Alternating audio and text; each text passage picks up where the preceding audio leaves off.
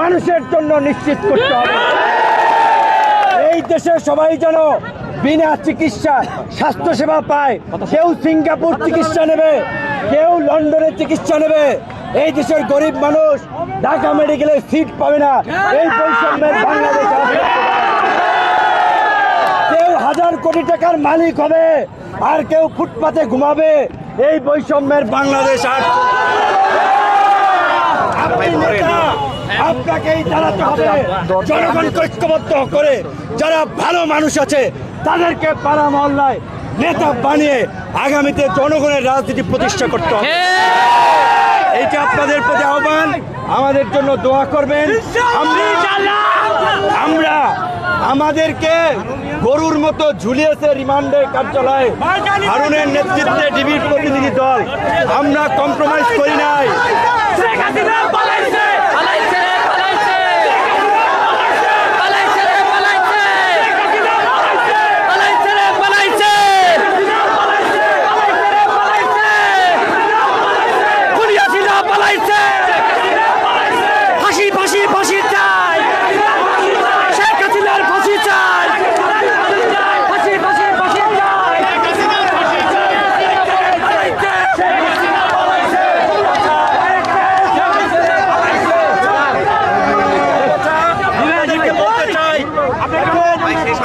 একটা কথা আপনাদেরকে বলতে চাই, আজকে এই যে এত মানুষ জীবন দিয়েছে, 90-এ জীবন দিয়েছে, 71-এ জীবন দিয়েছে, আমরা কি বারবার জীবন দেব?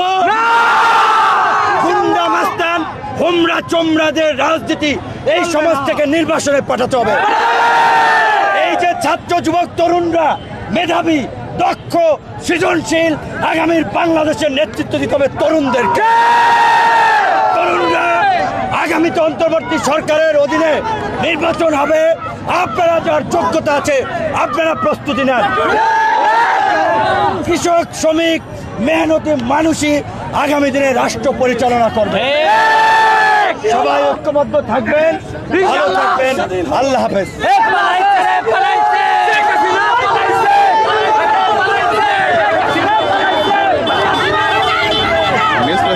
লাইভে আমি সুজন হাসান তুলে ধরছি।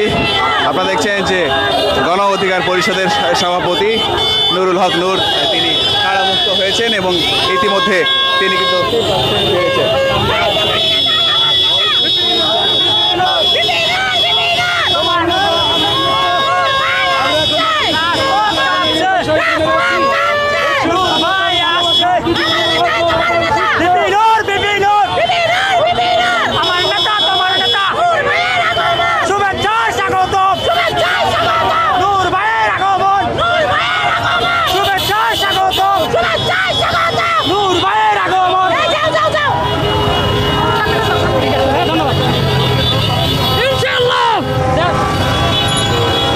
নিউজ প্লাস 71 লাইভে আমি সুজন হাসান তুলে ধরছি আপনাদের জাতীয় শহীদ মিনারের দৃশ্যপট। আপনারা দেখছেন গণ অধিকার পরিষদের সভাপতি নুরুল হক নূর তিনি কিন্তু ইতিমধ্যে কারামুক্ত হয়েছেন এবং কারামুক্ত হয়ে তিনি কিন্তু ঢাকা বিশ্ববিদ্যালয় তার যে শিক্ষা প্রতিষ্ঠান, তিনি যে শিক্ষা প্রতিষ্ঠানে পড়ালেখা করেছেন সেই শিক্ষা প্রতিষ্ঠানে কিন্তু এসেছেন এবং সেখানে তিনি শিক্ষার্থীদের নিয়ে তিনি বললেন এবার আমাদের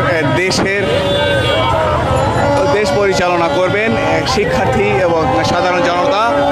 তিনি বলেছেন যে এই ধরনের আর সহিংসতা এবং এরকম স্বৈরাচার শাসন যাতে এদেশে না আসে তিনি একথা বলেছেন। দর্শক, নিউজ প্লাস 71 লাইভে আপনাদের কাছে তুলে ধরছি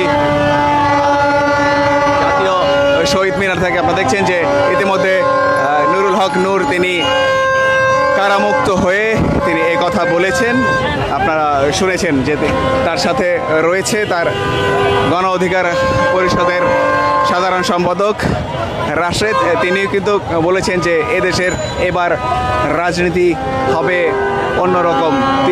তারা বলেছেন যে গণতন্ত্র হবে গণতন্ত্রের মতো। দর্শক, আপনাদের কাছে তুলে ধরছি নুরুল হক নূর কারামুক্তি হওয়ার পর কি বলছেন। বলছেন, তিনি যা বলছেন আপনাদের কাছে তুলে ধরার চেষ্টা করছি। তিনি কিন্তু কারামুক্ত হওয়ার পরে কারাগার থেকে সরাসরি চলে আসছে ঢাকা বিশ্ববিদ্যালয়, এবং ঢাকা বিশ্ববিদ্যালয়ে এসে তিনি এ কথা বলেছেন, এবং তিনি সাধারণ শিক্ষার্থী এবং সাধারণ জনগণকে তিনি এই আশ্বাস দিয়েছেন। দর্শক, নিউজ প্লাস 71 লাইভে আপনাদের কাছে তুলে ধরছি এখানকার সর্বশেষ আপডেট। পরবর্তী আপডেট নিয়ে আবার আপনাদের কাছে হাজির হব। এই মুহূর্তে বিদায় নিচ্ছি। Sujan Hasan, News Plus 71।